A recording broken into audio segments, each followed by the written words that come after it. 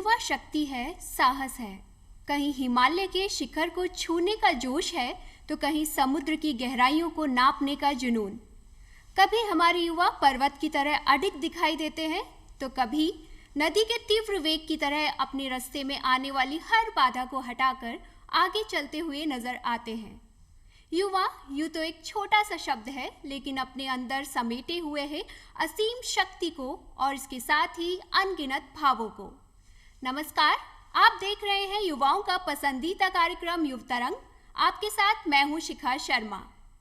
समस्त युवाओं को अपने जीवन जीने की एक नई राह दिखाने वाले स्वामी विवेकानंद जी की जयंती पर हर वर्ष हम राष्ट्रीय युवा दिवस मनाते हैं और आज हमारे सभी युवा साथियों को राष्ट्रीय युवा दिवस की हार्दिक शुभकामनाएं।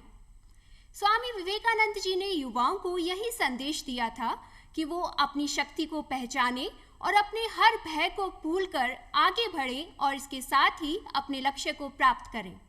राष्ट्र के लिए और मानवता के लिए अपने कर्तव्यों का पालन करें। नए दशक की अब शुरुआत हो चुकी है और हमारे युवा साथियों के मन में भी बहुत सारी बातें होंगी, लेकिन अब की बात करें या बीते कुछ वक्त की, हम देख रहे हैं कि कोविड-19 ने हम सभी की जिंदगियों को थोड़ा बहुत या फिर कहें कि बहुत प्रभावित कर दिया है और ऐसा ही कुछ हमारे युवा साथियों के साथ भी हुआ है। उनके मन में जो भी सपने अपने करियर से जुड़े होते हैं, रोजगार से जुड़े होते हैं और अपनी जिंदगी से जुड़े होते हैं, उन्होंने भी कहीं ना कहीं शंकाओं या फिर सवालों को जन्म दे दिया है और वो सोचते हैं, बहुत सारे सवाल उनके मन में आते हैं जो उनके रोजगार से जुड़े हैं, उनके आने वाले भविष्य से जुड़े हैं। तो आज के कार्यक्रम में हम चर्चा करेंगे वैश्विक परिदृश्य में युवाओं के लिए क्या संभावनाएं हमें देखने को मिलती हैं और युवाओं के मन में कौन कौन सी बातें हैं। और इसी विषय पर चर्चा करने के लिए आज हमारे साथ कार्यक्रम में जुड़े हैं हमारे युवा साथी प्रेम कुमार जी। आपका बहुत बहुत स्वागत है। धन्यवाद। तो हमारे युवा साथी से ही हम जानते हैं कि वो क्या करते हैं। जी मैं पीएचडी कर रहा हूँ जी, सेंट्रल यूनिवर्सिटी ऑफ राजस्थान से। और आपके सब्जेक्ट्स क्या हैं? मैं इकोनॉमिक्स से पीएचडी कर रहा हूँ। जी, तो अर्थ से जुड़ा है आपका विषय और अर्थव्यवस्था की अगर हम बात करते हैं तो वो किसी भी राष्ट्र के लिए बैकबोन होती है और अब आज का हम जो दौर देख रहे हैं उसमें अर्थव्यवस्था पर वो किसी भी देश की हो बहुत बुरा प्रभाव पड़ा है।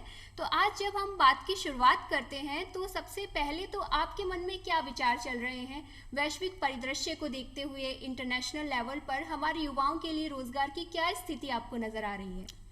जब हम वैश्विक परिदृश्य को आज देख रहे हैं तो पिछले साल के मुकाबले आज बहुत सारी चीज़ें चेंज हुई है, बहुत सारे बदलाव हुए हैं। क्योंकि ये जो कोविड है इसकी वजह से इसने पूरे विश्व को लिया है, एक साथ कवर किया है। तो अभी विश्व पिछले ये अब हम आर्थिक स्थिति की बात करें तो पिछले साल जो वर्ल्ड की जीडीपी थी जी, वो ग्रोथ थी उसके अंदर लगभग 4% की। तो लेकिन इस बार जो बताया है वर्ल्ड बैंक ने एस्टिमेट किया, एडवांस एस्टिमेट, जिसमें बताया है कि वर्ल्ड की जीडीपी -4.3% पर रहने की संभावना है जी। और इसी प्रकार एडवांस्ड इकोनॉमी है, उनकी इमर्जिंग इकोनॉमिक्स से ज़्यादा हालत ख़राब है। क्योंकि वहाँ पे जैसे अपनी यूएस का या फिर यूरोप का देखते हैं तो वहाँ पे कोरोना का प्रभाव थोड़ा ज़्यादा था। तो इसके अंदर हम देखते हैं कि युवाओं की स्थिति क्या है। तो पूरे वर्ल्ड के अंदर ग्लोबली 180 करोड़ युवा है जो 15 से 35 वर्ष की उम्र के बीच बिलोंग करते हैं और उसमें से आधे लोगों के पास रोजगार है और कुछ लोग पढ़ रहे हैं, कुछ लोग उसके अंदर से रोजगार की तलाश में हैं लेकिन उन्हें नहीं मिला। तो अभी उन युवाओं में से कोविड की वजह से ये स्थिति पिछले साल भी थी, लेकिन अभी कोविड की वजह से क्या बदलाव आया है वो हम देखते हैं कि हर जो 6 युवा एम्प्लॉयड थे जी, उसके अंदर से एक बेरोजगार हो गया, एक आदमी की जॉब चली गई, एक युवा की जॉब चली गई। इसके कारण हर 6 में से एक की जॉब गई है पूरे वैश्विक परिदृश्य में अपन देखें तो। और जो वर्किंग हॉर्स थे वो 23% रिड्यूस हुए हैं। जी। तो आपने अभी जो बात की वो इंटरनेशनल लेवल की है, लेकिन हमारे जो युवा साथी अब हमारे देश से जुड़ी हुई बातें जानना चाहते हैं कि किस तरीके की आप संभावनाएं अब देख रहे हैं हमारे युवा साथियों के लिए रोजगार से जुड़ी हुई, और क्या बदलाव आपको देखने को मिला। जैसे वैश्विक स्तर पे सब हुआ है ये सब चीज़ें, तो भारत भी इससे अछूता नहीं रह सकता। जी। तो हम देख रहे हैं कि भारत के अंदर भी एक अभी जो डेमोग्राफिक स्ट्रक्चर जो भारत का है उसके अंदर युवा आबादी बहुत ज़्यादा है। जी। तो युवा आबादी अपने देखें तो 15 से 29 साल की उम्र के जैसे एस्टिमेट किया है CSO द्वारा, तो वो है 28%। जी। 28% जो युवा है 15 से 29 साल की उम्र के हैं अपने भारत में, और उसमें से जो एम्प्लॉयड है वो 42% ही सिर्फ एम्प्लॉयड हैं। जी।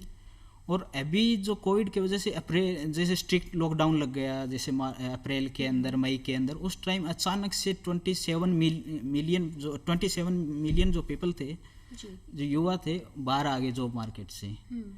जॉब मार्केट से बाहर आए तो जॉब मार्केट के अंदर सबसे ज़्यादा जो असुरक्षित जो है जी। वो युवा है, क्योंकि युवा के पास एक्सपीरियंस नहीं होता। एक्सपीरियंस नहीं होता तो सबसे पहले जॉब जाने की संभावना युवा की रहती है। जी। और जो एडल्ट हैं जो उनके पास कुछ सालों का एक्सपीरियंस है तो वो क्या है लास्ट तक बने रहते हैं, तो सबसे वुल्नरेबल ग्रुप है ये। तो इसके अंदर भारत के अंदर 86 मिलियन जो पीपल जो है अनएम्प्लॉयड है, जो कोविड से पहले भी थे, और अभी कोविड की वजह से लगभग 27 लाख युवा और जॉब मार्केट से बाहर निकले हैं। जी। तो कोविड-19 ने हमारे युवाओं के लिए जिस तरीके से मुश्किलें खड़ी की हैं रोज़गार से जुड़ी हुई, ये तो अभी आपने बताया हमारे एक युवा साथी ने कि कौन कौन से बदलाव अभी देखने को मिल रहे हैं हमें, लेकिन हमने ये तो बातें कर ली कि हमारे युवा साथियों के लिए रोज़गार की दिक्कत देखने को मिल रही है। हम देश की बात करें या वैश्विक स्तर की भी अगर हम बात करते हैं तो मुश्किलों का सामना कहीं ना कहीं हमारा युवा कर रहा है। तो अब आपके मन में क्या है कि सरकार कौन सी ऐसी पॉलिसीज़ लेके आए जिससे हमारे युवा साथियों को राहत मिले और बेहतर अवसर मिले। इसके लिए सरकार जैसे कर भी रही है, जैसे ही लॉकडाउन लगा उसके बाद में सरकार ने बहुत सारा जैसे आत्मनिर्भर भारत स्कीम जो चलाई थी उसके अंदर कुछ फंड किया था, MSME के लिए किया था, और जो नॉन बैंकिंग फाइनेंशियल इंस्टीट्यूशन है उनके थ्रू फंड स्टिमुलेट किया था इकोनॉमी के अंदर। उस तरीके से अभी भी और ज़्यादा संभावना है, क्योंकि भारत की इकोनॉमी अभी जैसे CSO का कल का ही एस्टिमेट आया, एडवांस एस्टिमेट आया, उसके अंदर भारत का जो GDP इस बार है जो कॉन्ट्रैक्ट हो रही है -7.7% पे, और उसके अंदर जो सर्विस सेक्टर जैसे ट्रेड ट्रांसपोर्ट है और जो कम्युनिकेशन सेक्टर है वो सबसे ज़्यादा 22% नेगेटिव जा रहा है, 22%, और कंस्ट्रक्शन भी जा रहा है। तो इस अभी जो चीज़ें हैं कि अभी एम्प्लॉयमेंट वापस हम वो प्री कोविड लेवल पे रिगेन नहीं कर पाए हैं अभी, और पर धीरे धीरे चीज़ें सुधर रही है। तो सरकार को इन चीज़ों को और सुधारने के लिए तो GDP का डेटा देखते हैं तो वो हमें दिखता है कि जो इन्वेस्टमेंट है वो कमज़ोर हो रहा है जी। पिछले जो साल यूज हो गया है इसके अंदर इन्वेस्टमेंट कमज़ोर हुआ है क्योंकि डिमांड नहीं थी।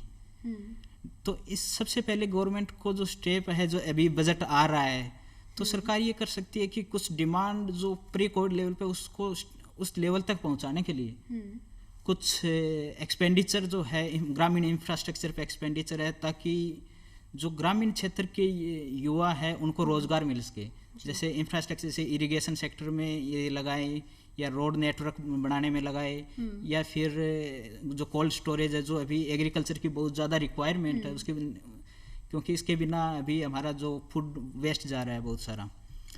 तो इस सेक्टर में यदि पैसा लगाएगी सरकार तो इससे रोजगार बढ़ेगा, इनकम बढ़ेगी, उससे क्या डिमांड बढ़ेगी, और वापस जो इंडस्ट्री है अपने फुल लेवल पे आ जाएगी जो पहले प्री कोविड लेवल पे थी। और दूसरी चीज़ है कि जो भारत के अंदर स्किल की जो है कि सिर्फ जो वर्किंग पॉपुलेशन है उसके 2% लोग स्किल्ड है, और 2% स्किल्ड है, और जो ग्रेजुएट है सिर्फ 13% जो पीपल जो है ग्रेजुएट है। और हमें अभी जैसे पूरे विश्व के अंदर स्किल चल रहा है, ऑटोमेशन का ज़माना आ गया है, सब चीज़ें ऑटोमेटिक हो रही है, रोबोट से हो रही है। तो इस चीज़ के अंदर हमें रोबोट चलाने के लिए, मशीनों को नियंत्रण करने के लिए हमें स्किल चाहिए। और उस इसलिए हमें गवर्नमेंट जो स्किल के अंदर पहले भी स्किल इंडिया प्रोग्राम चल रहा है, उसी के अंदर जो ग्रामीण युवाओं के स्किल पे और ज़्यादा फोकस करें, ताकि वो ऑटोमेटेड हो सके और जो डिजिटल ऐप वगैरह है ये सब चीज़ें वो समझ सकें। और तीसरी चीज़ ये है कि हेल्थ सेक्टर और जो एजुकेशन सेक्टर है उसके अंदर अभी जो ये सिचुएशन है कि 13% ग्रेजुएट है सिर्फ, जो 50% जो पॉपुलेशन है वो जा रही है सेकेंडरी एजुकेशन से कम जा रही है, सेकेंडरी एजुकेशन नहीं उनके पास।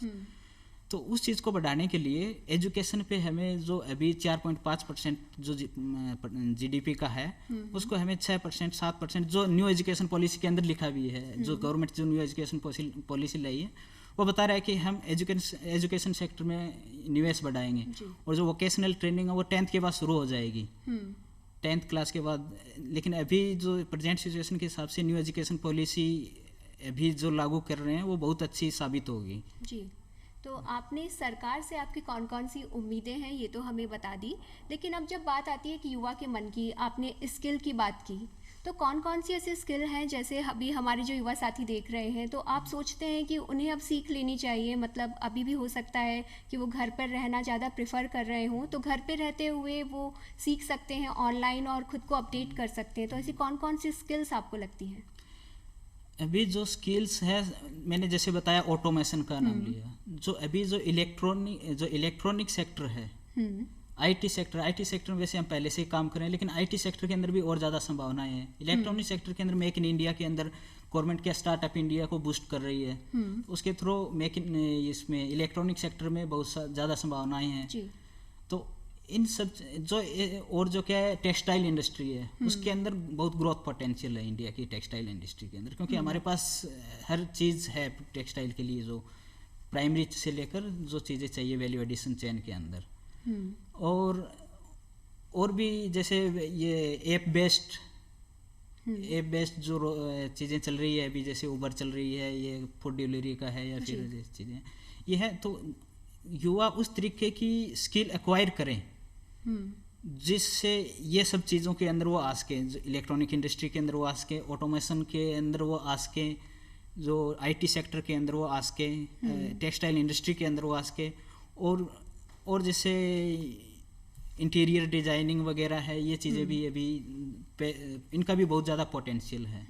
तो प्रेम जी, अभी तो आपने हमें बताया कि हमारे युवा क्या क्या सीख सकते हैं, लेकिन अब हमें देखने को मिलेगा कि बहुत सारे बदलाव हमें देखने को मिलेंगे। हमारे युवाओं के इंटरव्यू से लेके हायरिंग तक में बहुत सारा अपडेट अब हमें देखने को मिलेगा, तो उसके बारे में आपका क्या सोचना है कि कौन कौन से बदलाव आगे आने वाले वक्त में हमारा युवा देखेगा? कोविड की वजह से कुछ चीज़ें ऐसी है कि जो परमानेंट बदलने जा रही है। तो उसके अंदर सबसे पहला अभी ट्रेंड देखा, वर्क फ्रॉम होम का ट्रेंड देखा आपने, स्टडी फ्रॉम होम का ट्रेंड देखा। तो ये चीज़ें अभी चेंज होने जा रही है। अभी जैसे इंडस्ट्री जो अभी जो नया चीज़ें ला रही है उसके अंदर ये करें, एम्प्लॉय को ऑप्शन मिलेगा कि आप यदि घर से काम कर सकते हैं तो घर से काम करिए, आपको आने की ज़रूरत नहीं है।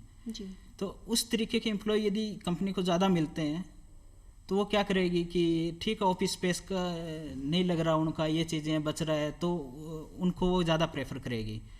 तो हमें एक तो डिजिटल जो डिवाइड जो है, जैसे ग्रामीण युवाओं और शहरी युवाओं का जैसे हम कंपैरिजन करें, या फिर भारत का कंपैरिजन दूसरी यदि किसी देश से करें तो डिजिटल डिवाइड है उनके बीच।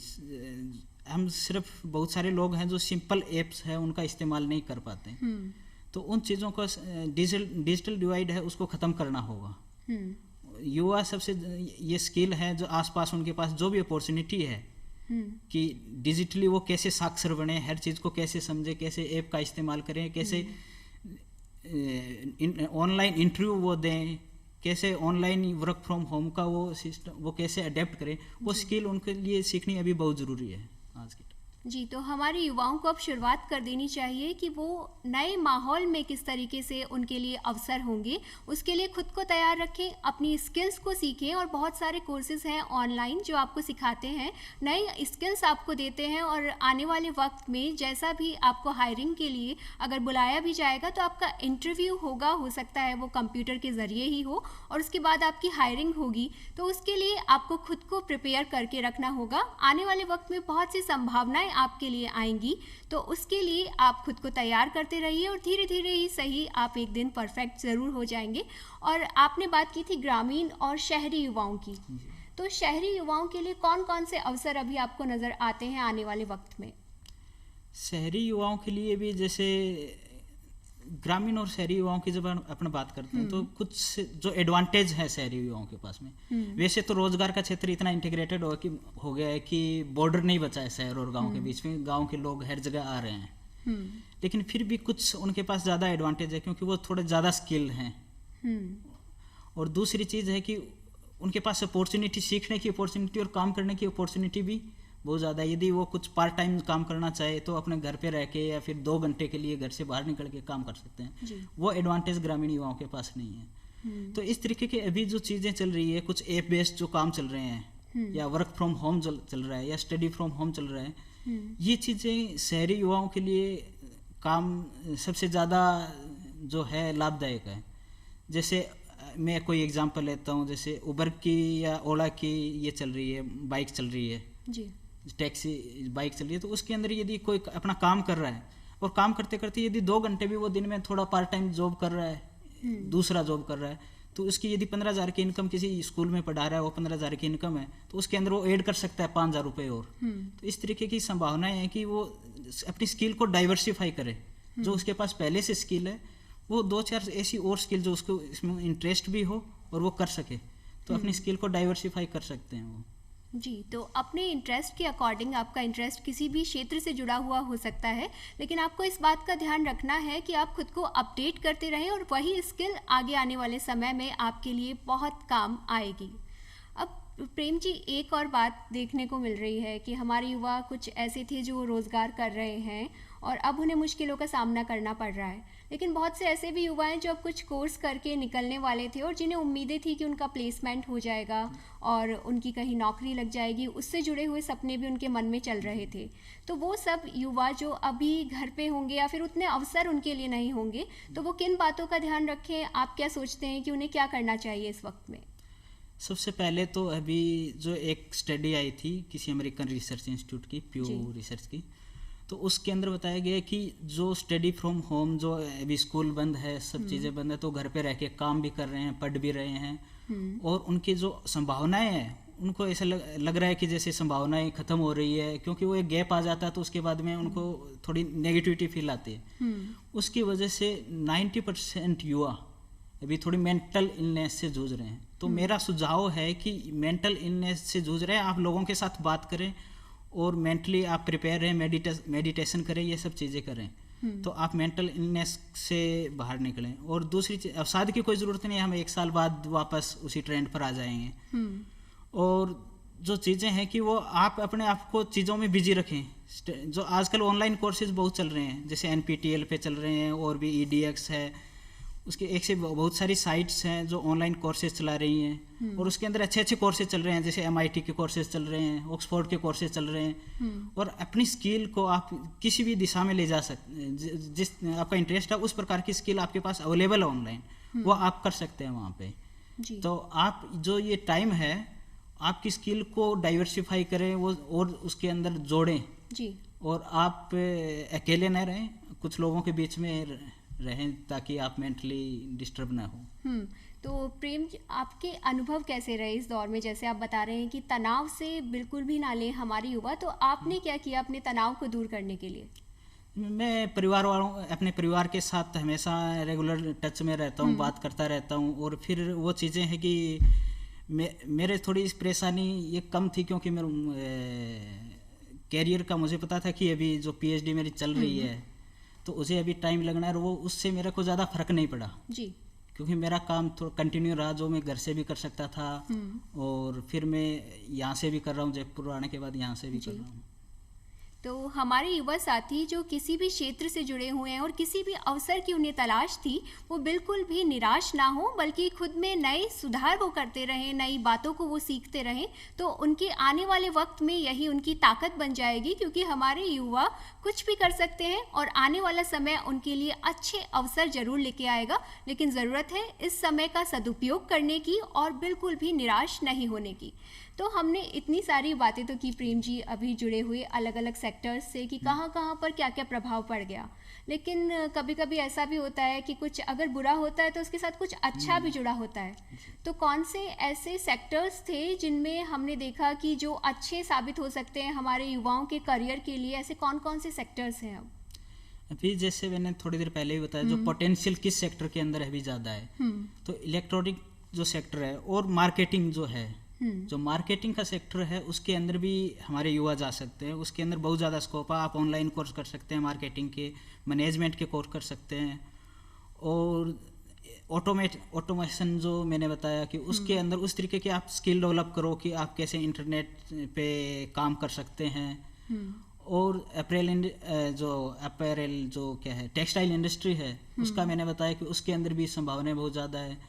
और जैसे अभी क्या है, हेल्थ केयर इंडस्ट्री है, एजुकेशन इंडस्ट्री है, इसके अंदर भी अभी बदलाव देखने को मिलेंगे। क्योंकि कोरोना के बाद में अभी हम सचेत रहने के लिए कि भी आगे से कुछ ऐसा न हो, हम हेल्थ पे बहुत ज़्यादा इन्वेस्ट करने वाले हैं, तो उसके अंदर भी उनके लिए संभावनाएं हैं।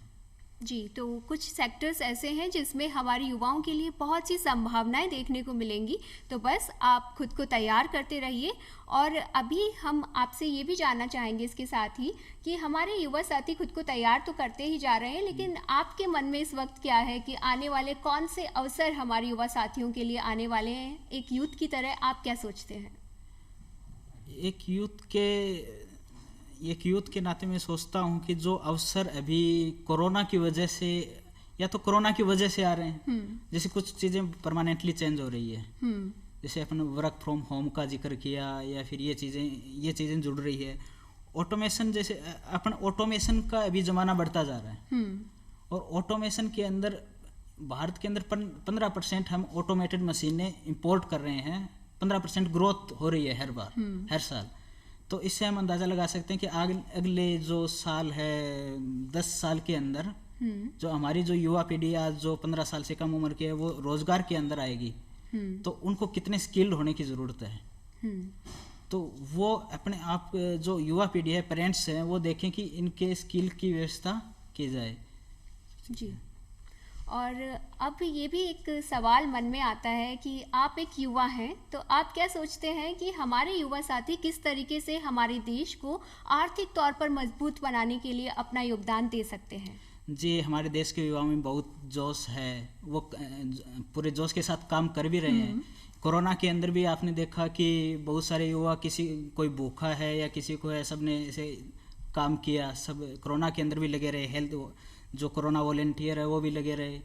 तो युवाओं के अंदर जोश की कमी नहीं है, उनके पास सिर्फ जो चीज़ें हैं कि उनको थोड़ा सा अपडेट किया जाए, उनके जो चीज़ें, उनके जैसे उनको स्किल है वो उनको दी जाए, और ये सब चीज़ें उनको मिलेगी तो वो ज़रूर भारत को अभी जो डबल डिजिट ग्रोथ है उस पर अभी पहुंचाएंगे। और जल्द ही हम अगले कुछ सालों में एक डेवलपिंग कंट्री के टैग से बाहर निकलेंगे। जी, तो हमारे युवा साथी को तो पूरी उम्मीद है कि हमारे युवाओं को अवसर भी मिलेंगे और हमारे राष्ट्र के आर्थिक तौर पर प्रगति के लिए हम युवा पूरा सहयोग भी करेंगे। और अब हमारे देश की बात करते हैं, तो आत्मनिर्भर भारत हम सुन भी रहे हैं, देख भी रहे हैं, और युवाओं में इसको लेकर बहुत जोश भी है और हमारे युवा काम भी कर रहे हैं। तो आप उसे कैसे देखते हैं कि हमारी अर्थव्यवस्था के लिए वो कितना अच्छा है? जैसे आत्मनिर्भर भारत हमारे लिए बहुत ज़रूरी है, क्योंकि हमारा जो इम्पोर्ट जो है, इम्पोर्ट हम बहुत ज़्यादा कर रहे हैं अभी जो सिचुएशन है। और हमारी जो इकोनॉमी अभी चल रही है वो डिमांड लेड ग्रोथ है। इकोनॉमी जो डिमांड, तो हम चाहते हैं कि अपनी इकोनॉमी डिमांड लेड ग्रोथ से एक्सपोर्ट लेड ग्रोथ पे आ जाए। और एक्सपोर्ट लेड ग्रोथ के लिए हमें मेक इन इंडिया, जो जिसके स्टार्टअप के जरिए जो बूस्ट हो रहा है वो चाहिए। तो इस प्रकार से जो युवा है इस तरीके की स्किल एक्वायर करके और उस चीज़ के अंदर आ रहे हैं, धीरे धीरे बढ़ भी रहे हैं। और हम कुछ सेक्टर में देख रहे हैं, इलेक्ट्रॉनिक सेक्टर के अंदर अपन देख रहे हैं कि बहुत सारी जो इस सेक्टर का शेयर जो था इंपोर्ट था पहले, वो अपन खुद बना रहे हैं वो चीज़ें। डिफेंस सेक्टर के अपन देख रहे हैं कि वो जो चीज़ें अपन पहले से बाहर से मंगा रहे थे वो अपन ले रहे हैं। तो युवा में जोश है वो काम कर रहे हैं और भी पूरे जोश से काम करते रहेंगे वो। जी, तो आज आप हमारे साथ प्रेम जी जुड़े और आपने इतनी अच्छी अच्छी बातें बताई, इसके लिए आपका बहुत बहुत धन्यवाद। और हमारे युवा साथियों को तो हमारा यही संदेश है कि परिस्थितियां जो भी हो, लेकिन आपका जोश, आपका जुनून, आपकी मेहनत आपको हर परिस्थितियों में, हर बाधाओं से आगे निकालकर सफलता के नए द्वार तक ले जाएगी। आज हमने युव तरंग में जाना कि वैश्विक परिदृश्य में हमारे युवाओं के लिए क्या अवसर हैं, क्या संभावनाएं हैं और हमारा युवा क्या सोचता है। आपसे फिर मुलाकात होगी एक नए विषय के साथ युव तरंग में। तब तक के लिए नमस्कार।